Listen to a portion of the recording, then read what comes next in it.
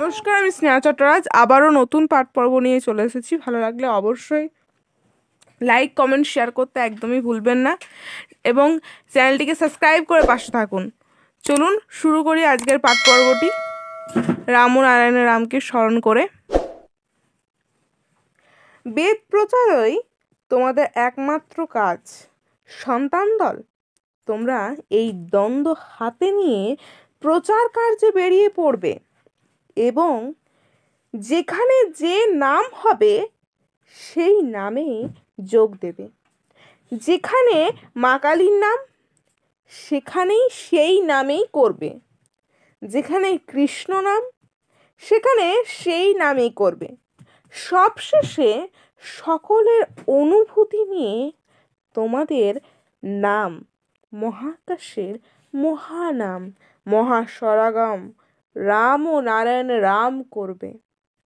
তোমাদের গিট খোলা, কারণ তোমাদের হৃদয়ের দরজা খোলা। বিশ্বের বিশ্বের সুরের সাথে আলিঙ্গন করে আসুক ব্যথা, বেদনা, যন্ত্রণা। যখন আছে এগুলো তখন তো আসবেই। দেহ যন্ত্র থাকলেই যন্ত্রণাও আসবে।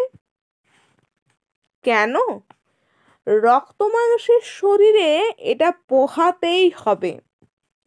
শিব বলেছেন পার্বতীকে, শোনো পার্বতী, যখন দেহ ধারণ করছো এই দেহের যন্ত্রণাকে বরণ করে নিতে হবে। যন্ত্রণা যদি না থাকতো এই পৃথিবী ধসে যেত। সব জীবজন্তুর দেহ ধসে যেত। তাই বলো, আসুক ব্যথা, আসুক ঝড়, বাজাতে দাও অনাহতে সেই সুর। আসুক ব্যথা, হে প্রভু, যত পারো দাও ব্যথা।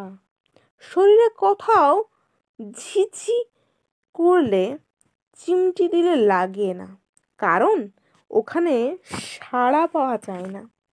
এই রক্ত মাংসের শরীরে বোধের এতটুকু দাম, তবু বোধ থাকা দরকার।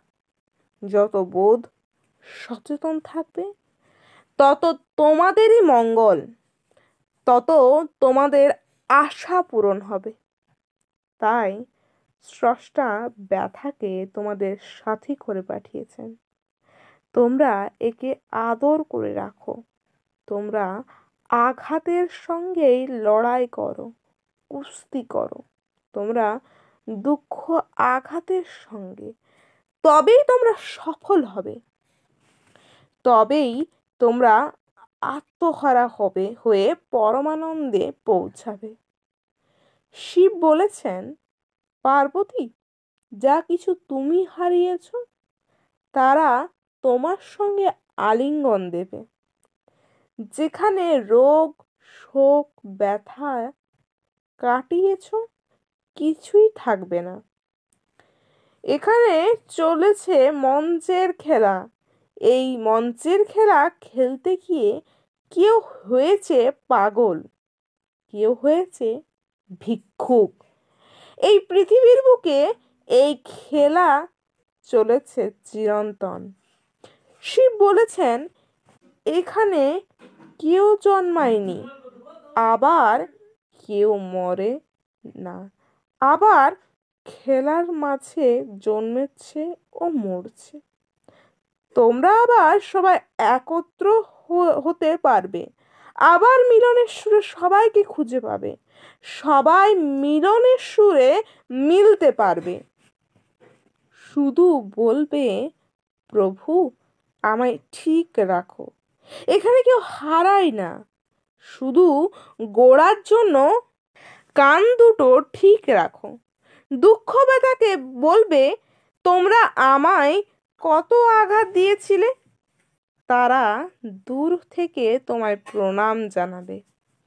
আর পাথেও কি ডুগডুগি বাজিয়ে বলো রাম ও নারায়ণ রাম। হুঙ্কারিয়ে বলো মন্ত্র। এই কথা বলে আগ্রাচক্রে সহস্রারে বাঁধলেন রাম ও নারায়ণ রাম। শিবশক্তি সহস্রারের মিলন হলো। রাম ও নারায়ণ রাম, রাধাকৃষ্ণ, সীতারাম, লক্ষ্মীনারায়ণ সবাইকে এক সূত্রে বাঁধলেন রাম ও নারায়ণ রাম। সবাই মিলে একত্র হলেন সহস্রারে। সবাই মিলে বললেন রাম ও নারায়ণ রাম।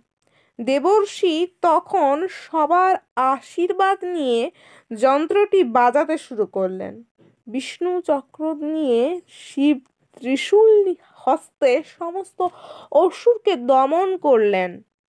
দেবর্ষি তখন রাধার কাছে, মায়ের কাছে গিয়ে বললেন, মা, বলো বলো সেই নাম তোমার মুখে শুনি। তখন মা রাধা বললেন, রাম ও নারায়ণ রাম, রাম ও নারায়ণ রাম। আজ পাঠ পর্বটি এখানে শেষ করছি। ভালো লাগলে অবশ্যই কমেন্টে রাম ও নারায়ণ রাম লিখে পাশে থাকুন। অনেক অনেক ধন্যবাদ।